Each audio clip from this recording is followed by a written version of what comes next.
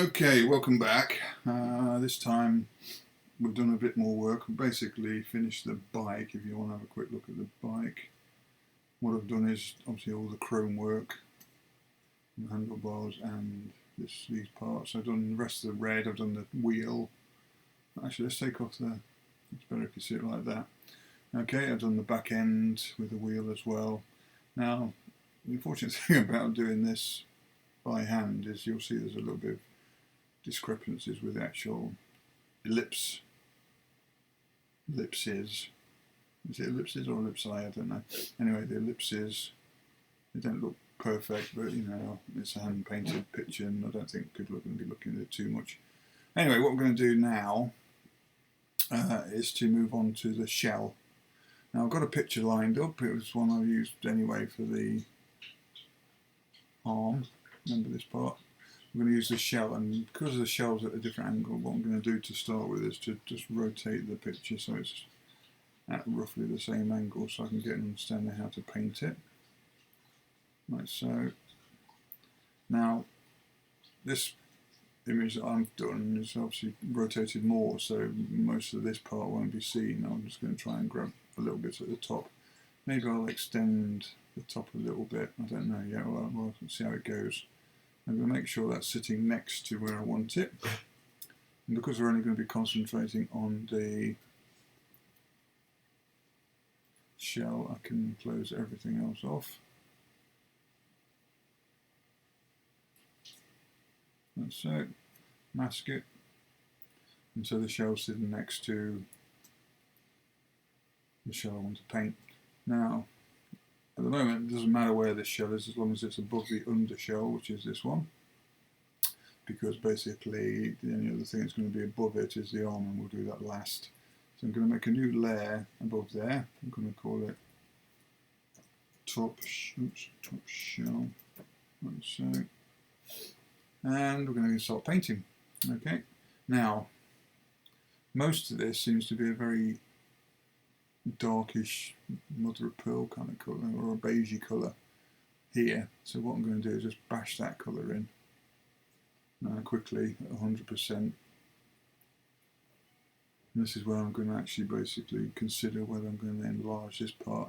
I think what you'll notice is the shell starts off at a kind of smooth angle and then goes up to a higher point, whereas mine doesn't. So maybe I will. I'll probably get the shell up to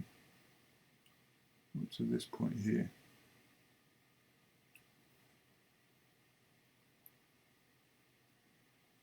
I'm going to have to do a lot of this ridge work as well as I paint, because as I said, well, I've done some, but you need to consider adding the more relief as you're painting maybe. Okay, let's just, and again, as I said before, you can't actually see the back end of this one, but I've seen on a different tortoise, that's why I've done it like this. It has a kind of little hook area to protect the tail and back legs. Now some people, well, no, I don't know whether I should call them people, some people who have tortoises as pets basically use that area to actually drill a hole and fasten chains to them so they don't wander off, which is very cruel, because I don't know whether you know this, tortoise basically can't really turn around, especially when they're chained to an end of a piece of metal. So it's very hard for them when they get to the end of their extent to do any more movements, because basically they can't do anything. They can't change gear and reverse or do a left-hander and carry on walking, because it's not in their capability, so it's very cruel. So if you do own a tortoise, don't do that. Anyway, moving on. I have to think of things to talk about while I'm blocking in colour. This should be maybe another 2 videos and I'll be completely finished this, which will be good. So it's just the shell I'm doing today. Probably do all the shell and then the front leg and the back leg. I might actually do the far back leg off video Okay, so we can just get it out of the way because it's just going to be in shadow mainly.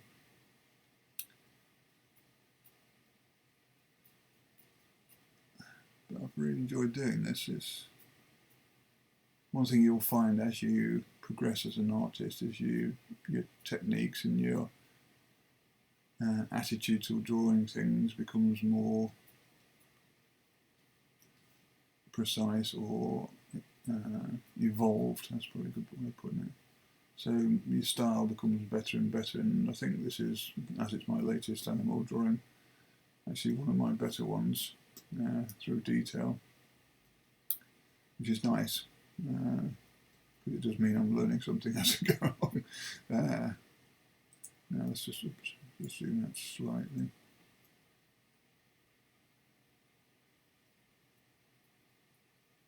And as I said to you before in one of the other videos, I didn't think when I started this that it was going to be that difficult, but some parts of it have proven to be quite tough to evaluate and render out.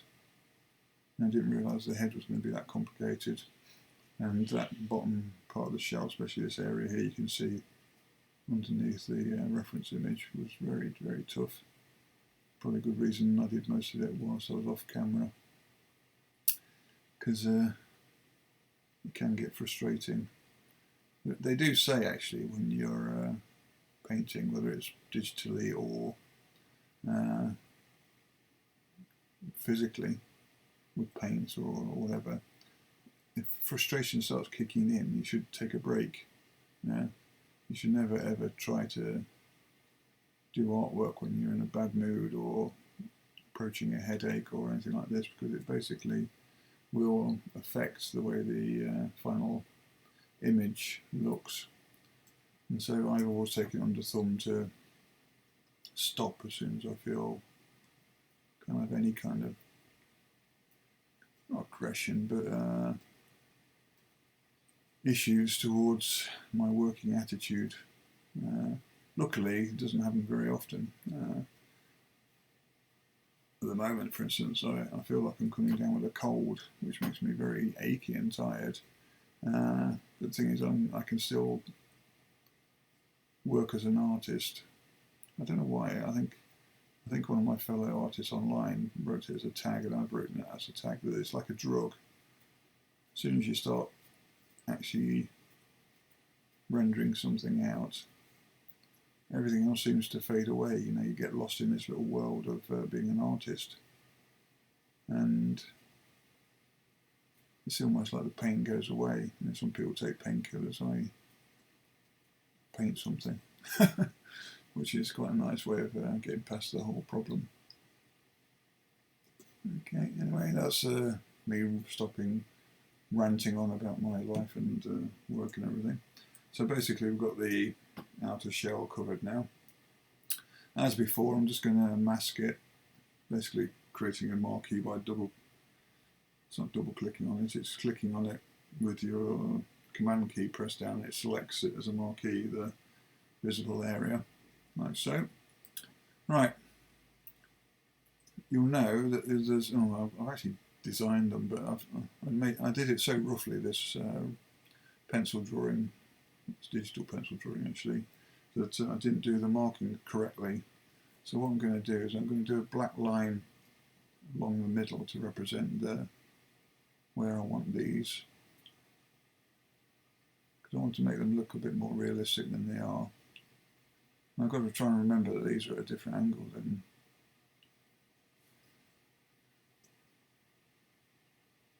the one that's in the reference picture, but they tend to have a little bow downwards, and so as long as it meets there, I suppose that's fine. Okay, and the other little ones, there's a lot more of them than the ones I've drawn, so what I've got to do is draw one, say for instance there, one there. As I said, it doesn't matter at the moment as I'm drawing how rough this is. Now you see that line there tends to match up with I did that wrong because it's more of a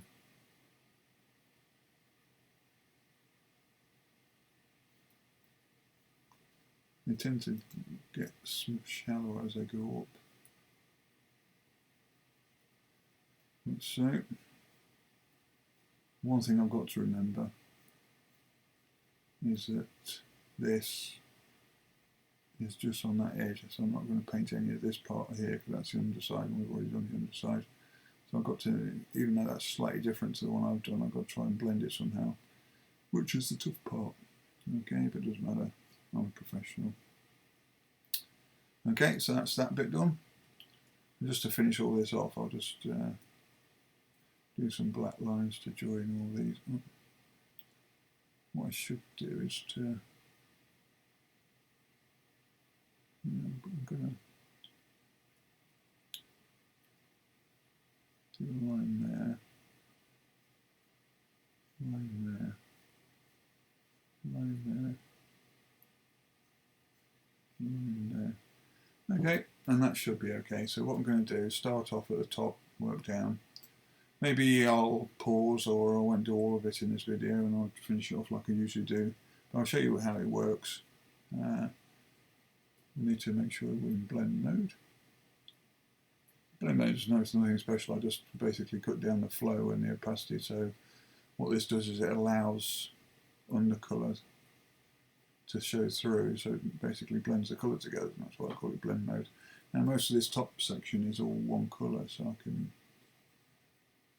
bash that in quickly like that.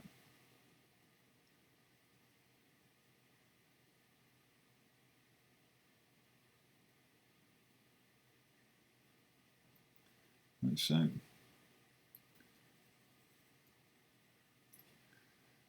And you'll just notice that certain points of it have a lighter tone where it's also catching the light.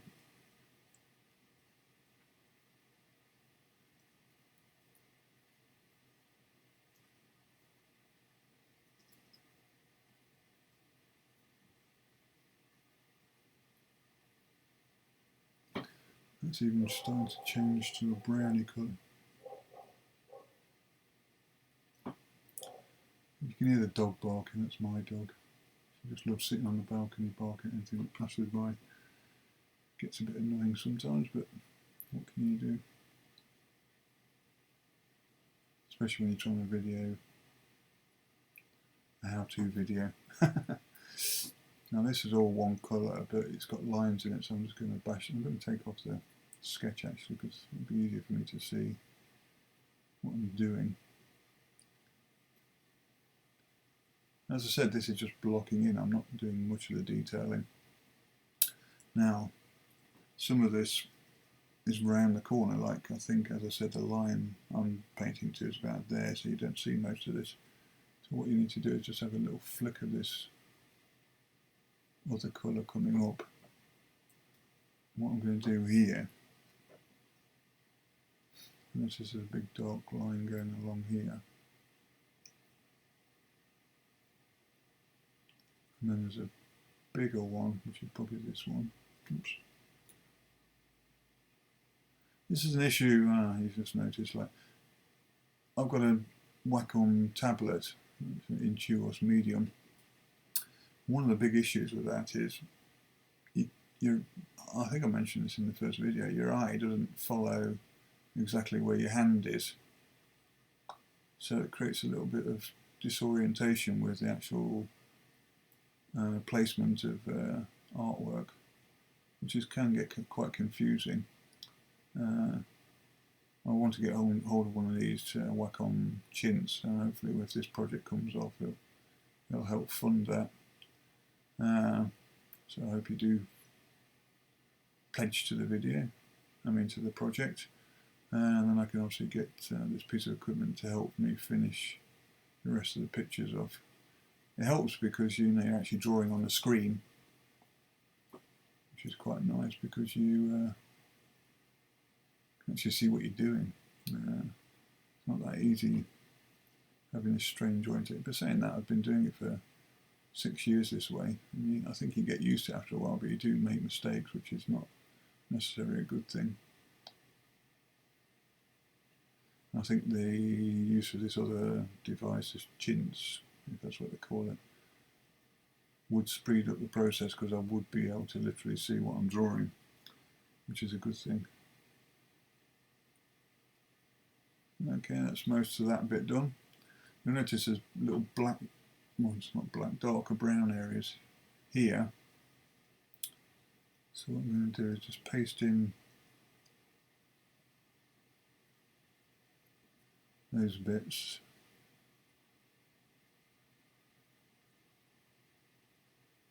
Let's see. And then there's this part here which I'm going to put in here.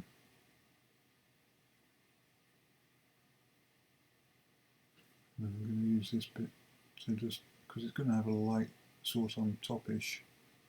It's really hard to try to tell where the light comes from all these photographs because most of them are studio photos and they do lots of blocking colour lights, which means it basically comes from all directions and they have the reflectors and everything, so it's not easy to tell where a constant light source is. Okay, so I'm quite happy with that bit. Just do a little bit of light dabbling there. Okay, I think it looks relatively like the thing I'm supposed to be doing.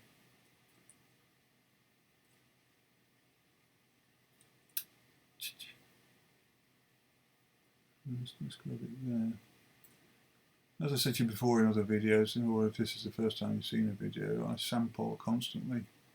I don't try to take one colour from somewhere and then think, oh, that's the colour you're going to have to use for all of it, because it doesn't work like that. You know, you'd be amazed the amount of colours are in this area. You can see it's browny here, it goes darker brown, light brown, brown, and this is grey, black, lighter grey.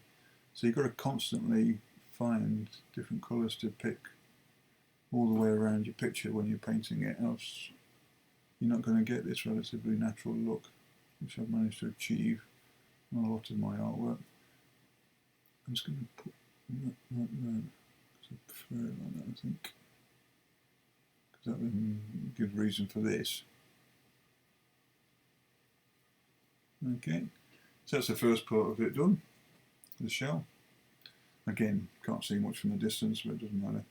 I'm going to do this next part here and see if there's a major difference. Now a lot of this is actually quite light. Again, it's not going to be the same shape as the one you're looking at because I've used a bit of artistic license.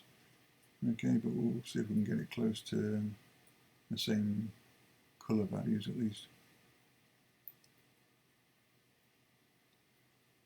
Now you see that already it's gone to a different tone just here.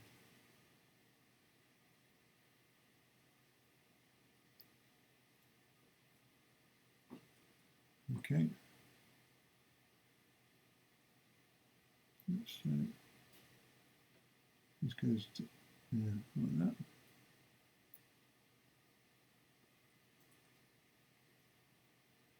Okay. Now, what these have is these little ridges. So even though it's further down, I'm going to just give one here. This is how tortoises grow actually. This is a shell expanding. It's a bit like how a tree grows. It creates kind of rings as it expands. It's quite an interesting thing when you think about it.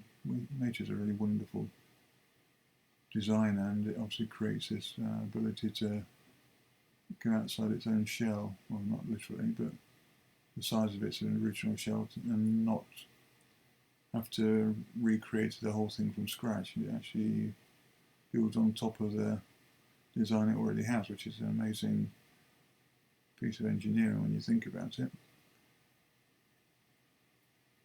Unlike human beings who seem to end up scrapping lots of things or redesigning them and whatever, nature actually is one of the better recyclers.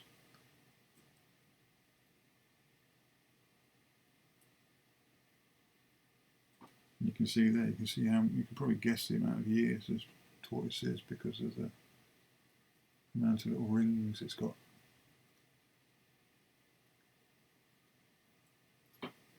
Right, you'll notice all this bumping effect that I'm doing on that line. It's also down this side as well. So what I'm going to do there is I'm going to just patch it in. Okay.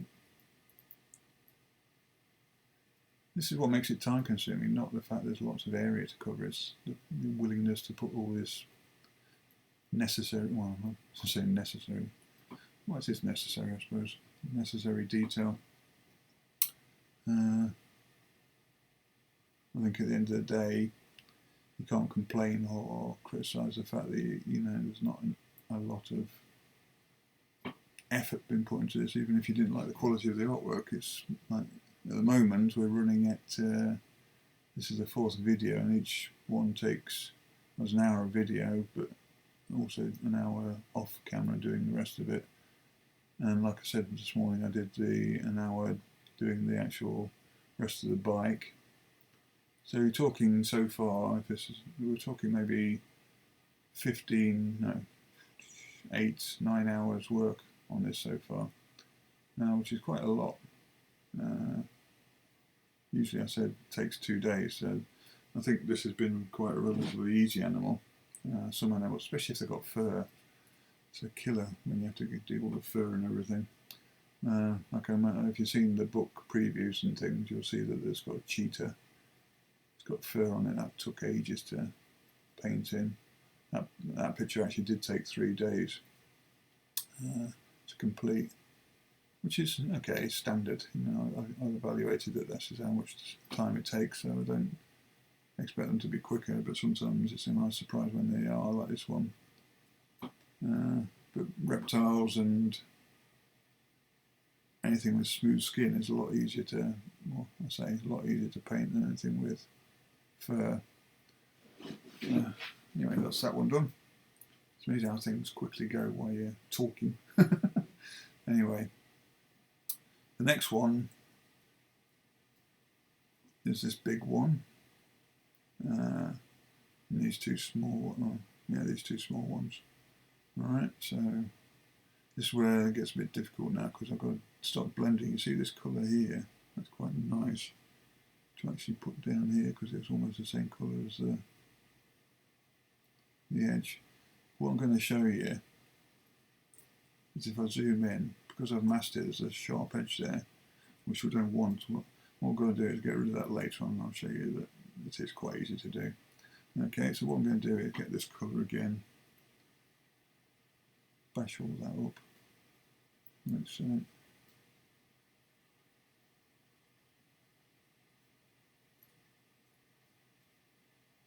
these lines I drew aren't exactly how they should be either, so I'm going to cut across some of them when I need to.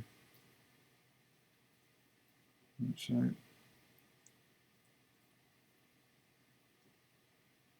and that's pretty much it for that one.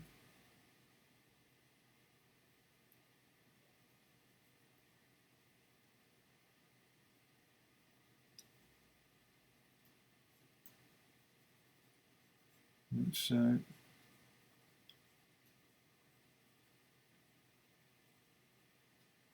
okay, whilst I'm just blocking in, I'm going to block in this colour. I'm going to choose it from there and just whack it in quickly. Is it in America whacking? I don't know.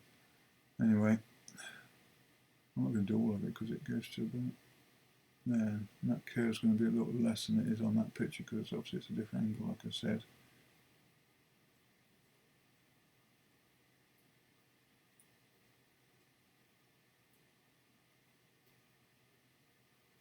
So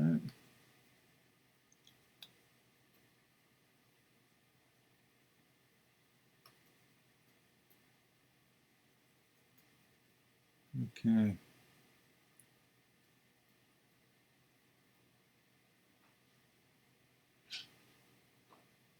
There we go.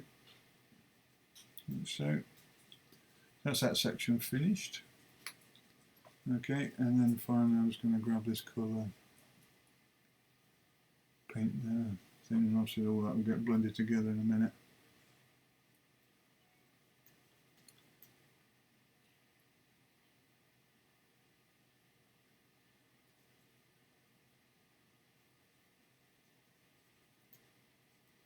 like so.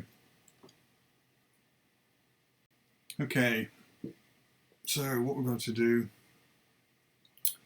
is you'll notice there's lots more density in the colours there.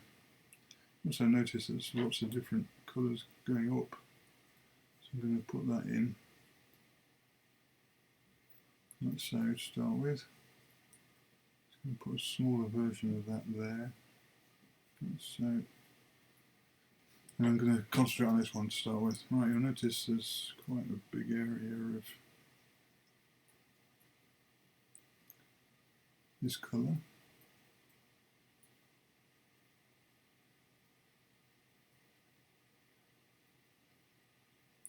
So,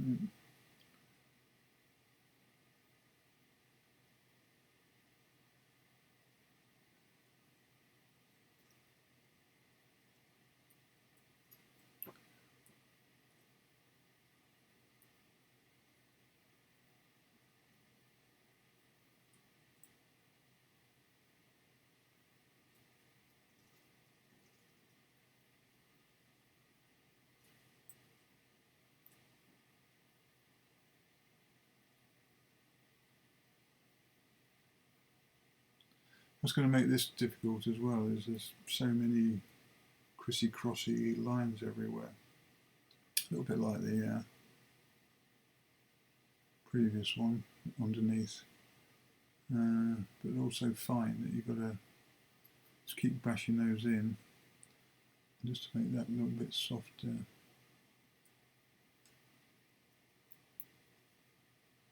Just going to tap away there so it gives you kind of the impression that it's all connected. So we can just quickly do that to the edge. And that's kind of like finish that bit there. You'll see there's little bits of areas where you have to darken it, but the thing is it's got this ruffle, fuzzy edge which is very hard to replicate easily, especially with this size of brush. You also notice this goes to a brown colour as well instead of the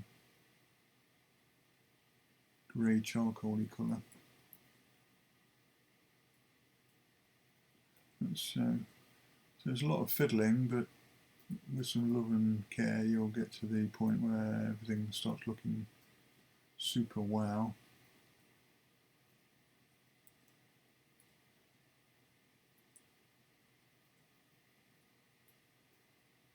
And you'll end up with a product picture you're kind of happy with.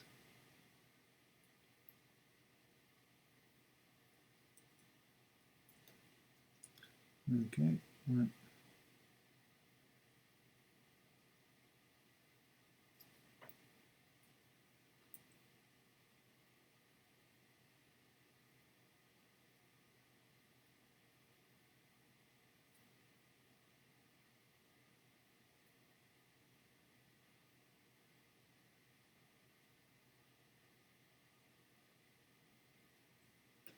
Okay, now what you'll notice is these lines going up this way rotate round into a form to create these, obviously these rings for the growth marks. So what we're going to do is replicate that. You'll notice the top part has got this kind of greying colour. So but it doesn't go all grey, so it's again a blending problem. So I'm going to do that like that. Do this like that.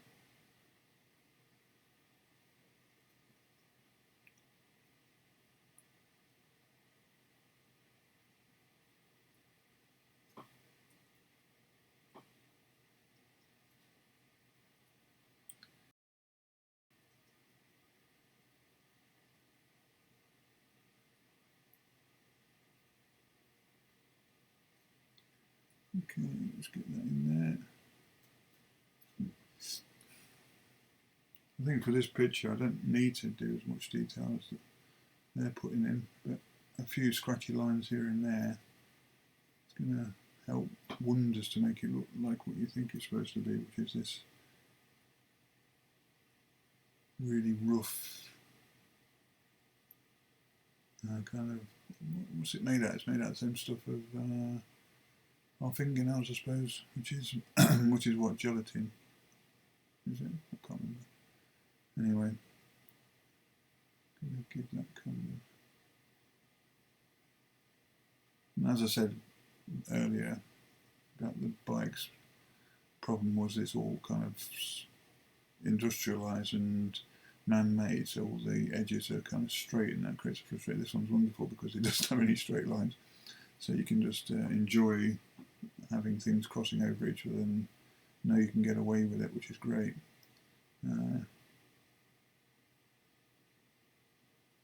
So,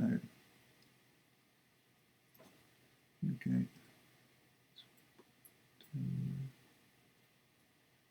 Right. Let's just get, that's an important line going around there. Quite big as well. You'll notice there's a slightly,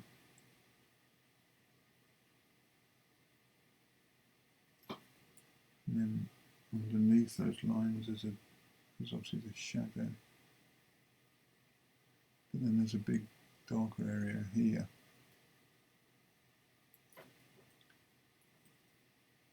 So, okay, it's just very time consuming, but if you want it to do right, then you just have to basically put the effort in.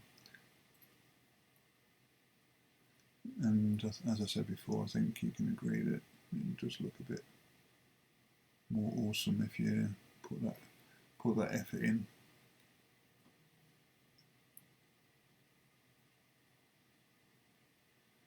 I've been noticing, like I did Steve Buscemi, I think that's how you say his name, Buscemi, this weekend as one of my caricatures, and he has lots of skin imperfections, and even though it's like a quick, these caricatures take me 8 to 10 hours. Although it's a quick caricature, I spent some time putting all these little blemishes in, and it made a difference. From a distance, it all blends together, like I've told you before with this, into this kind of look and feel of a real face. And when you zoom in, all the wrinkles and everything just help make you think it's more believable as a person you're trying to represent, which is quite nice. It was a very time-consuming caricature to do though, so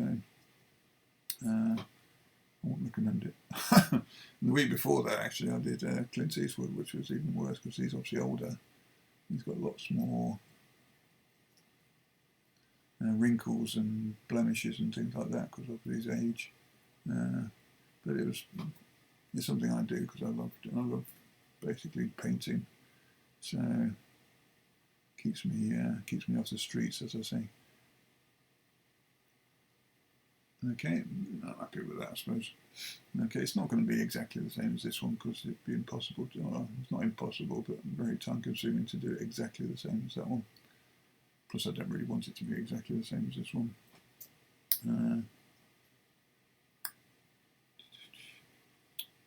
Accidentally press the button to make it into a different tool. That's the problem when you're bouncing up and down on your key. You can't see what you're doing. Sometimes you press something and it starts doing something you don't want it to do, and you're wondering why is it doing that, and then you realise you accidentally pressed the wrong button. Okay, so that's this one. I think there's going to be one more after this, and then it goes into that big expanse.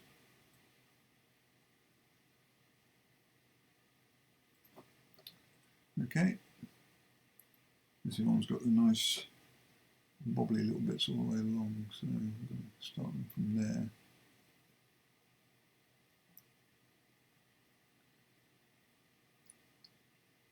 I put one of the screenshots I did of this Tortoise online someone put a comment saying how vicious they are, and they do have a formidable bite actually. But I believe that terrapins are probably even worse than this. I don't know what you call them, terrapins in America, but anyway, these kind of cousins of tortoises and turtles, but they're kind of like a smaller waterborne version. And I've actually had some in the past, and they're very, very vicious. You put your hand in their little aquarium area and they'll go for you straight away. And they eat meat, so you have to provide them with little bits of mince or whatever to eat, and you just want to make sure you don't have your hand in the way when they get hungry, because it can get quite painful. You see, that's not picking the right colours, so it seems a lot light on that edge. I'm just going to naturally pick a bit of white here and just softly go over the top of it, not pushing too hard on there. Let's see. Okay, now you'll notice there's another dotted line I haven't done along this line here. I think it's just going to help a little bit to break up those edges that you don't really want to have there. And then that'll give you some scope to add some dots and things. Let's say. Right, there's lots of dark bits in here that I haven't managed to paint. I haven't done that bit anyway. Along here.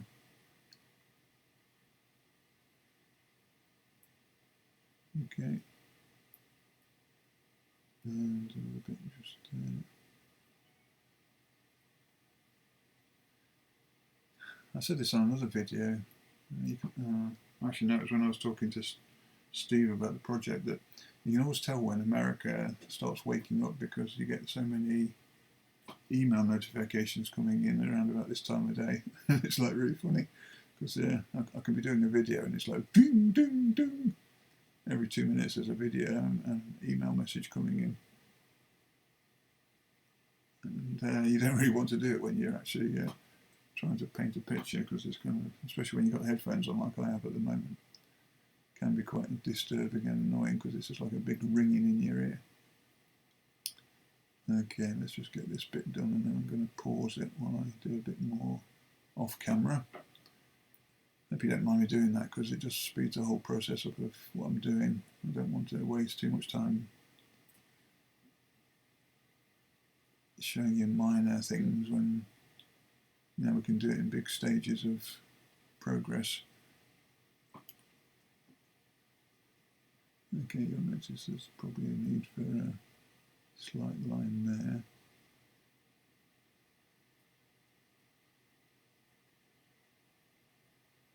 there. So, okay,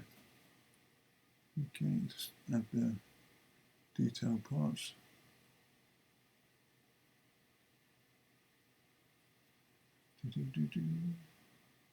Can't sing, so I won't bother you with that. There we go. Very frustrating. I think I should just do cartoons. A lot easier, quicker. Saying that, I used to do vector cartoons of animals and things, and they're not that much quicker, because obviously the technology is time consuming as well, so painting with Photoshop can be quite quickly rewarding, whereas building up a vector may not get you the results you want, so you end up redoing it over and over again. So it all depends on what you're used to, I think. Because I've been using, I do vector work still, but because I've been using Photoshop, well, actually I've been using Photoshop for, if you could guess how long I've been using Photoshop. I've been using Photoshop since version 2.5, and that's now it's on, what's it on now, 17 is it? So you can tell how long I've been using Photoshop. I even had a copy of Photoshop 1 somewhere, so that's quite a nice little archive. And I remember seeing a video actually on YouTube where they got a load of experts Well, basically they're these tutors, online tutors that are certified by Adobe to teach how to use Photoshop and things like this. And they actually got a whole load of them to use Photoshop 1 to see if they could understand how to use it. Almost all of them had a kind of a headache trying to figure out how things work, because in those days they didn't have things like layers, they didn't have certain tools that most of us get used to. And it's just the basics.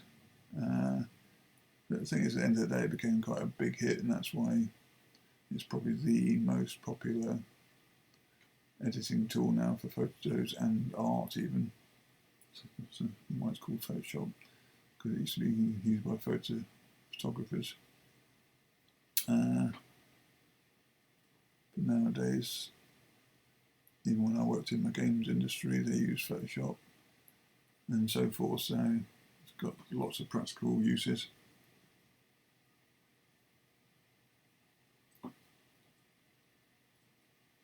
Let me just do a little ridge down there.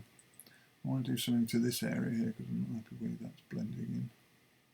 Okay, and finally there's another line in between those two going down there. This is the growth line, and then the darker one underneath that. There could be a chance of this video, because of the complexities of doing all these little growth lines, I do it in 2 parts for the shell. We'll see. See how much it goes after I've closed down and done some stuff behind closed doors, as they say, but not closed doors. In my own time without the camera rolling. Like so.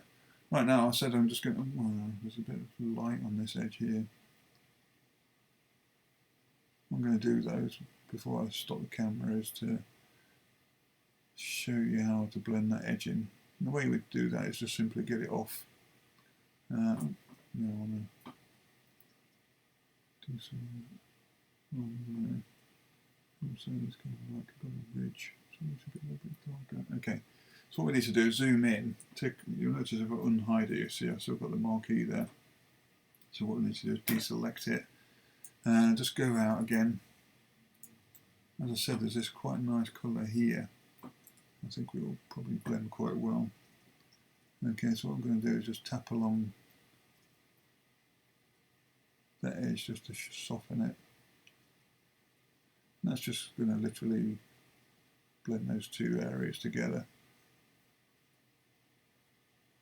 And that's the nice thing about this brush as well, because it's a kind of hairbrush, but like as I said, it looks like a paintbrush. It can do that nice blending bit down the line. Okay, so there we have it. Okay, that's your. As I said, it's not going to be exactly the same as the one I'm copying, but it's just using that as a pattern guide. Okay, so I'm just going to. I don't like this bit up here. I think it needs to have a lot darker just here. Maybe these lines needs to be a little bit darker down here. Okay, like that. Okay, so let's just get rid of that so you can see it. That's quite a few of them done. I don't know how long it's been, but I'm going to pause. I'll get this big one done, maybe this other one here, and we'll come back and see how much we can get done. Okay, see you in a bit. I was hoping to carry on a little bit further today, but I don't feel too well. As I said earlier, I think I've got a feeling of a cold coming on. So I'm going to round up quickly here, and it doesn't matter, this video will carry on in the next session, but I won't carry on any more today. I've noticed I've done this section here. There are a few things I could do to make it a little bit better. Just 2 pinpoints of white in certain places. Like so.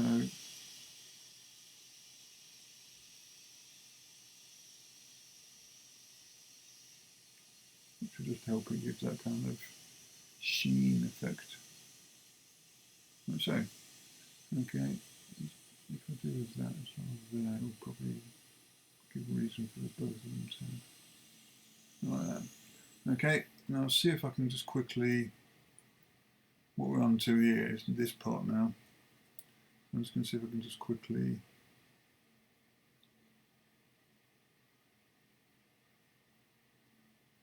colour this bit in, and then I'll call it a day.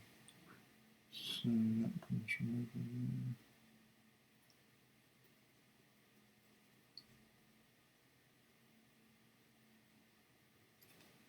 And then we've got that issue with Photoshop again.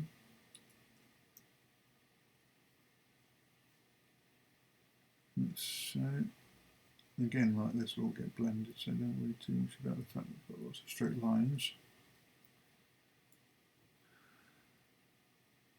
So don't really like feeling tired and achy all over. That's probably why I want to give up. I could carry on, but I don't want to make a mistake on this because so far it's a relatively good piece of artwork. So what we'll do is we'll finish it off.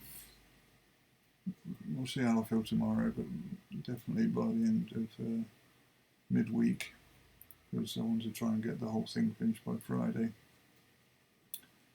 And then because I've got other commissions to do as well. Okay.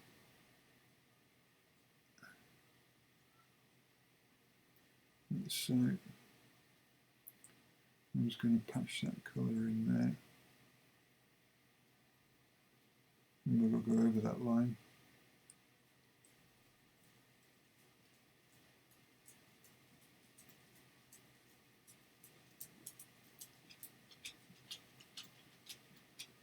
And so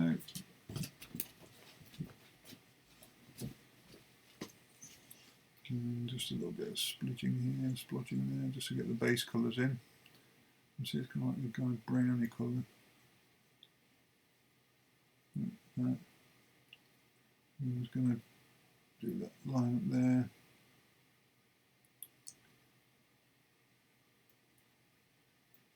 Like so. And then just finally patching that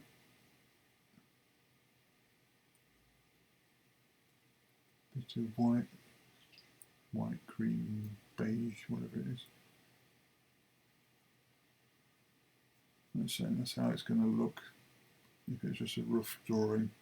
Okay, so what I'll do by the end of the next time you see the video is I'll probably end up going all the way down to this section, so there's only a few bits left at the end. This is going to be quite easy.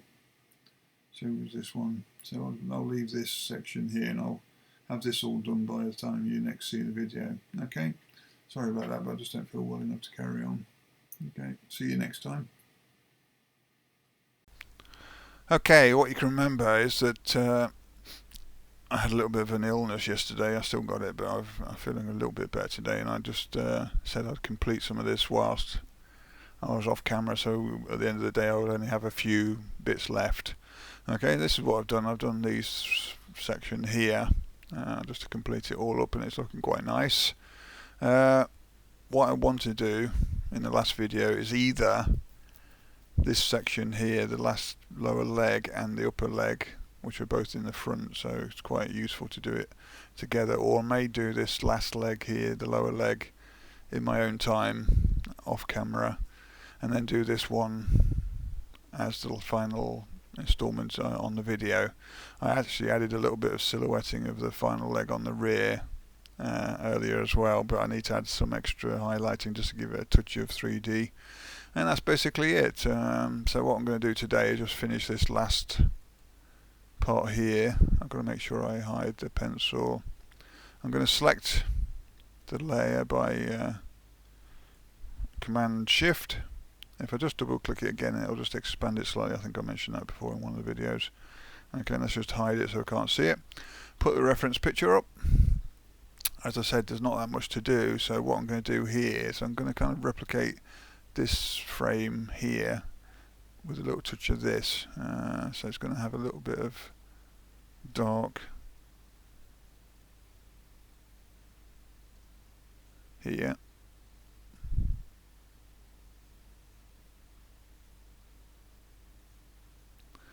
to there, like so. And some of that you'll notice is a little bit lighter as well, so you just got to give that a little touch of highlighting. Then we've got this big band of whitish yellow, like so.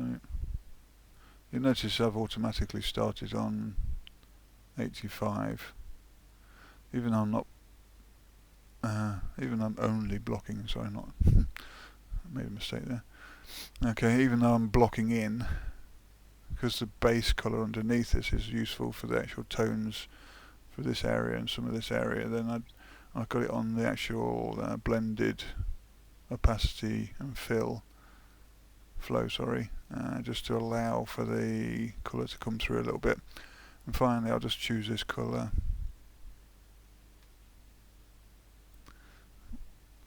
I don't know where to, I'm going to add a little bit of this. You see there's a little bit of damage there from a bit of over painting, so when I get a moment I'm going to delete that, like so. So pull that down, fill it all in. Now this could be the same colour.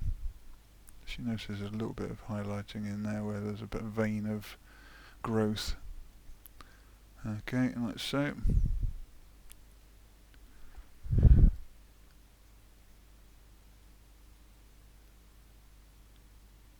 Okay. You can tell the blend mode's on because you can see when I'm painting it you have to go over it twice because of the opacity. Right, anyway, let's just patch some of this in on this thing. You notice it's kind of like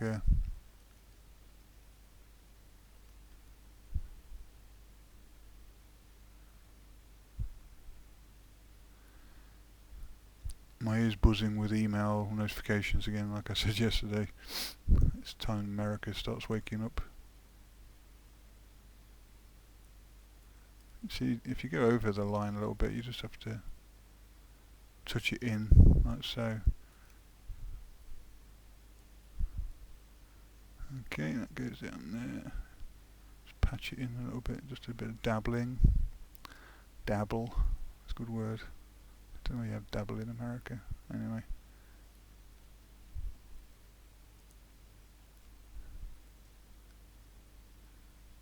It's okay, that's that bit done.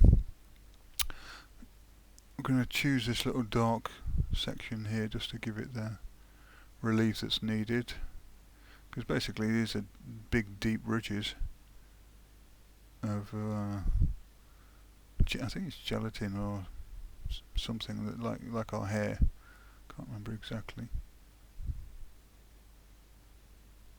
So you notice there's a bit of dark there, and just I don't have to copy this exactly, but I want to give some of this super ridging that comes down here,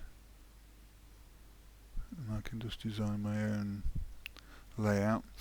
Okay, and as I said, it doesn't have to be grand or anything because it's not copying the one I'm looking at greatly. All I'm doing is using as reference and designing my own final section just there. Let's just put that bit in there as well. You notice there is a kind of a lighter colour next to the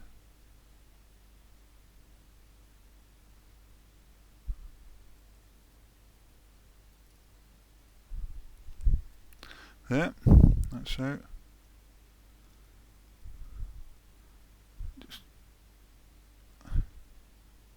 This is one thing you'd notice is, as I said, I think I said it in the first video, that adding just little touches like this, what I'm doing now, makes a difference between making it look more realistic than painted, because you're not just using one flat colour to define the area, even though it's like you're doing highlight and shadow.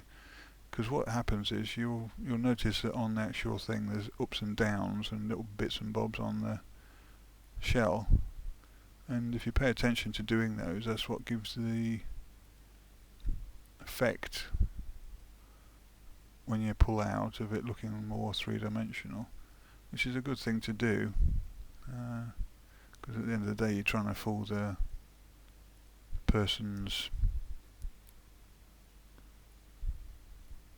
perception of what you're trying to achieve, which is like a realistic looking tortoise. So, and finally, just along here, I'm gonna just do that. Like so, blend it in. So that's that one done. What I'm going to do, actually, I don't like the idea this is not totally black, so what I'm going to do is some total black there and spot some total black in there. Okay, and a bit there maybe. Okay, and that should be fine. As I said to you before, there's that little ridge. I'm going to blend that down into kind of a beigey colour. And you see this little line that comes in here. That will work really well if you use it against the black like it is actually in the real picture. So we can do that. Like so. Okay, that's the top one done. What I'm going to do is just bash this last two panels in. You see this colour is almost exactly the same as what we want, so it won't take too long on that level. Notice I didn't do the blending on that as well. I'll do that in a minute. Like so. Just here it's going to become a little bit more yellow.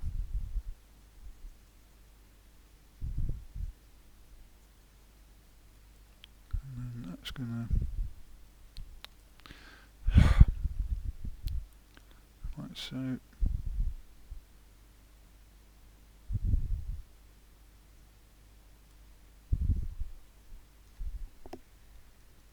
Actually, you see there's a kind of a drop in that line, so I'm going to actually build that yellow into that section there. So it's almost gone, that brown line that defines the position of the divides. There's a little bit there, but it's a lighter brown as well. So I'm going to do that, bring that little shape up, just give it some nice feel. Add this bit here, like so. You notice this ridge cuts into that section again, so what I'm going to do there is just to build that right across here into this like it's going. Select the mid colour so it doesn't go too extremely light and dark. Saying that, I think it does need a little bit of blending. Okay, that's okay, and then we'll move slightly up, kind of this colour up here, and then it goes into this ochre white colour, like so.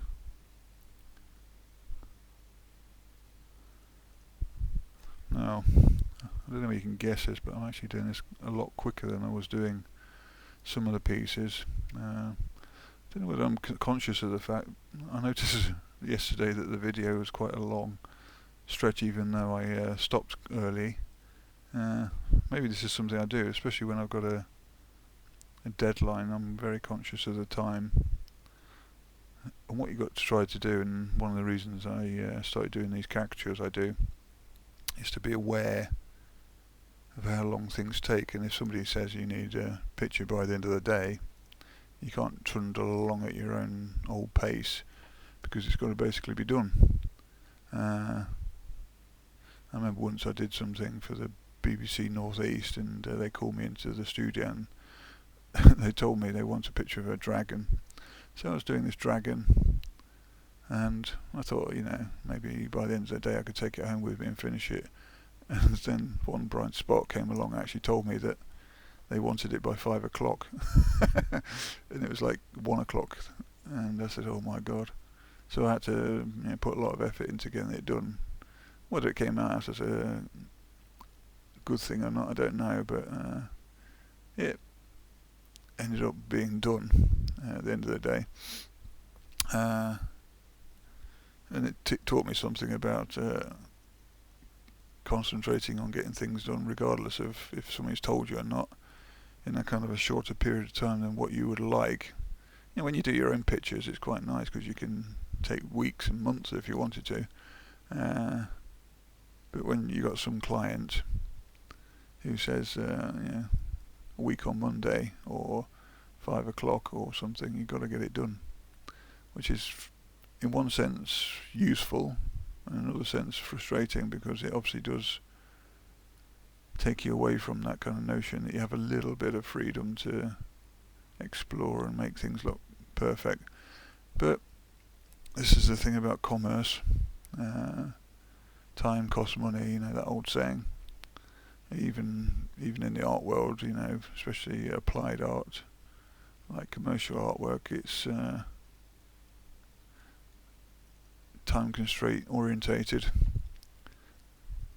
I don't know whether if I spent as much time as I wanted to on this, and I sold it as prints based on the amount of hours I spent on it, then nobody would buy it, because I'd be talking maybe a month, 2 months, and if you put that into hours, working hours, you could be talking equivalent of 2 working weeks, which would end up being like $2,000, $3,000, I would say, and people wouldn't spend that much money on an illustration like this, from my experience anyway. So not only is it for the client's sake that you are aware and judge things by time, but it's for your own, because you don't want to be out of pocket or feel that you're doing a lot of work for no great reward, which is not a good thing. Sometimes you do it for the labour of love. I've done many a picture that I've not hardly sold any, and so the return hasn't come in yet. But the thing is, I enjoyed doing them, so that's a good thing. Whereas some pictures, especially when you've done it for a client you've been frustrated with or something, they haven't rewarded you for the fact that you've done 3 weeks work and only paid you for like 2 days, and you're thinking, well, why did I do 3 weeks worth of work? So you've got to think about these kind of attitudes when you're actually doing. I think what it's done is it's also governed the way art, especially commercial art, is formulated. You'll see a lot of more minimalistic work, especially editorial wise and things like this, and I think it's a lot to do with the fact that people, say editors, but people who fund the cost of the commission don't want to pay too much, and so the artist then has to judge what his time's worth and give something accordingly worth that amount of money. It's a shame, really. In the good old days of patrons and things, an artist could go off and paint for months and months or something, and he will come back and get basically his wages. He'll get his living expenses paid for him, because that's what the patrons would do. They would willingly give money for the outcome of what his talent would prove. One case in point which I really liked was Francisco Goya, fantastic Spanish painter. He had the royal family as a patron, and his mentality was that he didn't want to lie about how people looked in real life, because lots of these royal portraiture actually aren't the way they really looked. They were enhanced or beautified by the artist, because obviously the artist didn't want to be fired or have their head chopped off. So what they would do is they would make them the way that the members of the royal family expected to be seen. Francisco Goya was completely different to this notion, and the thing was, what I read in my studies was that they were so embarrassed by the fact that he actually showed them in real life when he unveiled them in public, and for instance, that they couldn't say anything, against him, because they gave him so much money to prove that, you know, they were great patrons, and so they had to sit and suffer the consequences of this by having these really realistic paintings of themselves, and in a theory not getting their money's worth, because they obviously wanted something that beautified them and made them look great in the public's eye. Which was great for Goya, because he got lots of money for doing quite grotesque portraits of the royal family, and they were quite grotesque actually. Not the portraits, the people. And so it kind of proved a kind of little theory of his that, you know, if you get into the right niche and you're willing to stick to your guns, then you can get quite a lot of money for doing what you feel is a necessary service to society, which is these portraits of real evil people actually. Anyway, back to this. I think it helps me a little bit because I'm talking while I'm painting, that, you know, time flies, and this panel is nearly finished. Just got a little bit to do down here. I think you go into kind of like autopilot mode, and so you don't have to worry about the mistakes and things, because you know you've done it so many times before that you just automatically correct things, because I'm talking and concentrating on what I'm saying, that I don't need to worry about what's happening with a picture. There is a little bit of change there, which comes down here. A little bit there. You'll notice there is this kind of flash of white going down. Like so. Which then has this little ridge coming in between. Like so. But we're nearly there on this, and this bit's going to be very, very simple to do, I think. Okay, so what I'm going to do is just do this final highlight across here. What I'm going to do is probably, I don't know which bit to do, whether to do, I'll do that highlight as well, just to get rid of this inner. So what we're going to do here is make this all kind of like this red colour. Add some of this over the top of it, like so it almost disappears, and then just add a little bit of darker, that spotting effect I said, just to give the impression there's a crack. Okay, and then you'll notice on this one little teeny weeny edge bit there, it is actually highlighted. Now while I'm here, I'm just gonna, you notice actually this has got a deeper underline. You can just see, like so. Also, and while I'm doing this, I actually remembered the last video I did, number 3, I forgot to put the ability to see which keys I'm pressing, which I think is important, so I'll make sure I do it this time. Right, I'm just going to deselect this because I've got to blend these two bits together. I'm just going to have a quick look, see where the leg, yeah, there is a little bit there that needs to be darkened, but I'll do that when I do the actual leg itself. Okay, it doesn't take much to blend things together, it's just literally, this brush is quite uniquely suited for blending because of the actual effect it does, which is make it look like hair strokes or brush strokes, and because of that it gives a kind of a slightly blurred look, which then means it blends the colours together, because as I told you before, the perception of vision makes it so you see those connections. Right, I'm just going to use the highlight colour because it's not evident there, because it's there and it comes down here, so I just want to do that. Like so, and then it looks like a whole path going down. Okay, I think that's mostly done, apart from this last section. I just want to put that in. And because I disconnected the marquee, I'm going to pop it in again. Okay, and just quickly to finish this off, let's just look where the tail is. Right, it is part of the... Okay, so I'm just going to bash this in.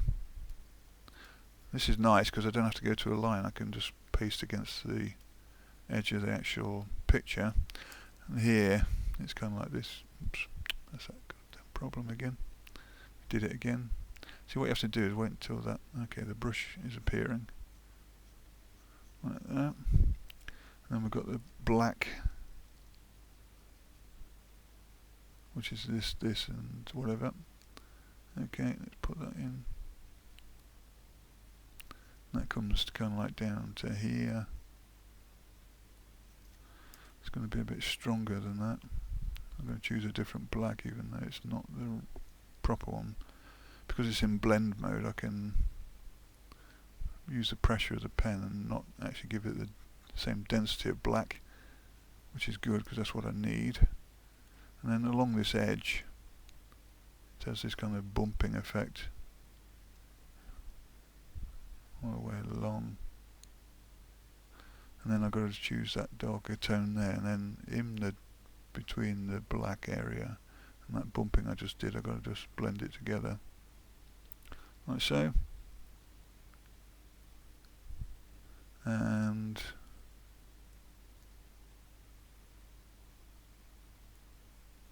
finally, just to put a little bit of yellow highlighting, I might even put some white highlighting in there, like so. You notice there, you see if I zoom in, that's because of the masking I've done. If I just double click it, hide it again, you'll notice as soon as I start painting, it paints up to that line. That's a little tick thing I've noticed, which corrected a lot of the mistakes I did on my caricatures, and I'm wondering why do I get this lighter line in between. I just figured out that's why it was, so I've managed to resolve it by understanding the problem. Okay, now what I want to do is just do that quickly. What I'm going to do here, I'm going to do something radically different than what I can see on the picture. I'm going to punch this and that, but I'm going to grab this colour and I'm going to paint this into that area there, all the way down to the base and the tail, like so. What I can do then is to grab some other colours which are around. It's good I'm on video, I'll probably be screaming at this point at that silly little thing that happens all the time every time I try and select a colour. Anyway, I'm going to do, and then you see there's this colour here. This is going to be evident up to this point there, so it then blends into that, like so. And then we just got to get the yellow and blend that in together there. What I'm going to do on the top surface is just to give some indication of kind of relief, like so. And then pick some of the grey to give a little effect of highlighting, like so. Okay, you notice there's a rough point there, but we'll do that when we do the actual finish section. Right, finally we're just going to patch this grey band down to there, which then goes down to there.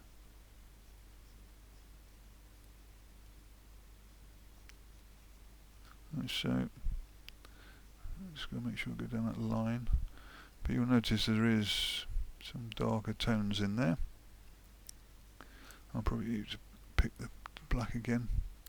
So what we're going to do is just to streak those darker lines up, like so, and they do actually carry on down, so I'm going to choose that colour. So wherever the dark tone is, it's got to go down further, like so.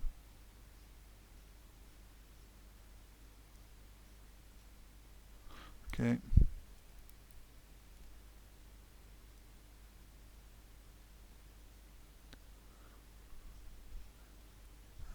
Like so.